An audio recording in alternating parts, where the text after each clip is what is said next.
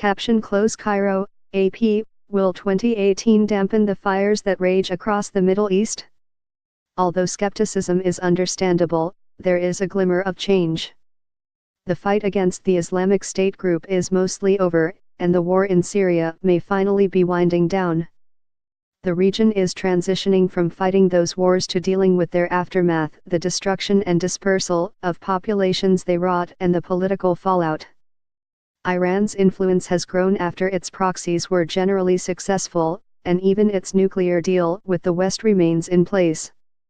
In rival Saudi Arabia, a youthful new leader is promising long-delayed modernization at home and greater confrontation with Iran in the region.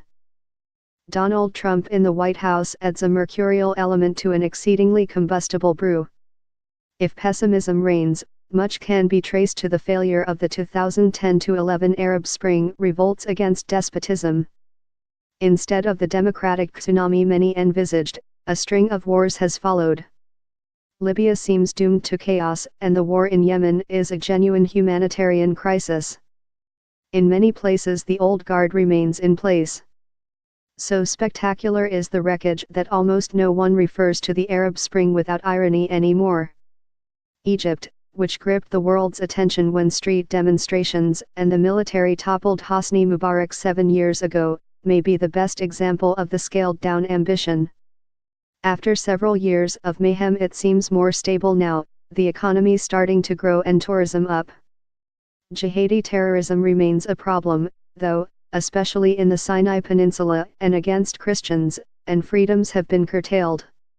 Still, there is little sense of foment in the streets where protests are severely restricted, and barring a surprise, President Abdel Fattah el-Sisi can expect to win re-election in a few months.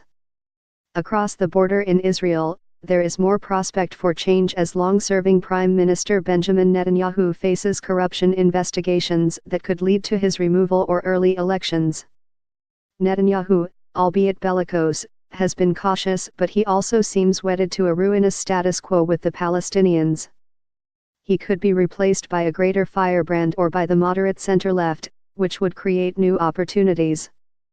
Here's a look at some possible inflection points for 2018. All quiet on the Syrian front? Syria's President Bashar Assad has been embattled since war erupted in his country almost 7 years ago, when his demise was widely predicted in the early going. But it looks like he'll survive, for now, as the war appears to draw to a close.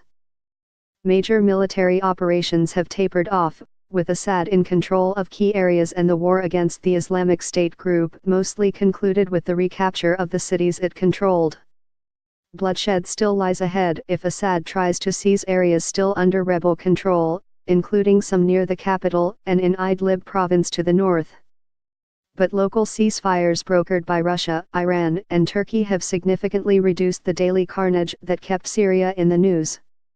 The damage, with half the population displaced and almost 500,000 killed, is huge.